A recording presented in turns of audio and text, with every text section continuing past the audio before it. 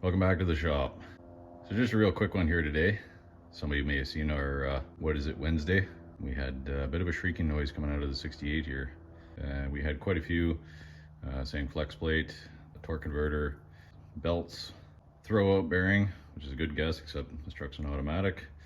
I'll show you what we found here. So if you watch the full video where we pulled the core support off this truck, remember that I mentioned the only thing that's really changed is that we swapped the starter out. I did crawl up under there to take a look. It had decent clearance, but I felt that it was a little bit on the tight side. Now with most things in life, little on the tight side is usually not such a bad thing. But when she squeals like this, you know you got yourself a problem. And thinking it over, it only made sense that it had to be a flex plate issue. So it's probably gonna be real tough to see this on camera here, but we're down underneath, the inspection cover off. And if you look right there, you can see our starter gear. Clearance looks good, but that's because I shimmed the starter. Now, by no means is this flex plate in good condition. You can see here a couple chipped teeth, and there's actually a few teeth missing throughout if we spin this around. Kind of looks like an Alabama family reunion. Now, what I did notice is that these teeth all have a bit of a burr on the edge here, and you can see right there. I think that's where we were making contact. And I think that's just due to age and wear and tear. This is 54 years old. So what I did is found the thinnest washers I had in stock here. Just loosened all the bolts off and pulled them out one at a time, slipped the washer in, put the bolt back in. That gave us just a hair more clearance there, probably just shy of 1/8 of an inch. And that did the trick.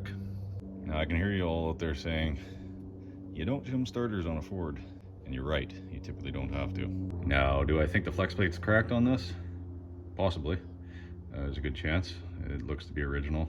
So at some point, we will likely drop that transmission, send it out for a rebuild, pull the flex plate, and replace it with a new one.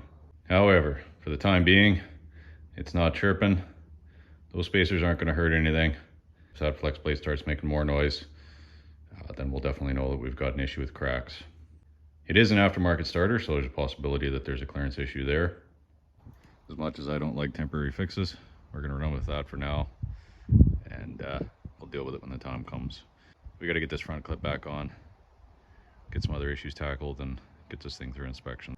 So we'll continue on, try not to get too distracted by that, but also keep in the back of our mind that that is gonna be an issue that needs to be dealt with down the road. And I apologize for the lateness of this video, but it's prime car show season right now. We were just at Show and Shine last weekend, so we're fairly busy, and been racking up the miles on this old girl here while the weather's still good. So thanks for watching. Thanks for all the guesses and comments. And as always, we'll see you next time.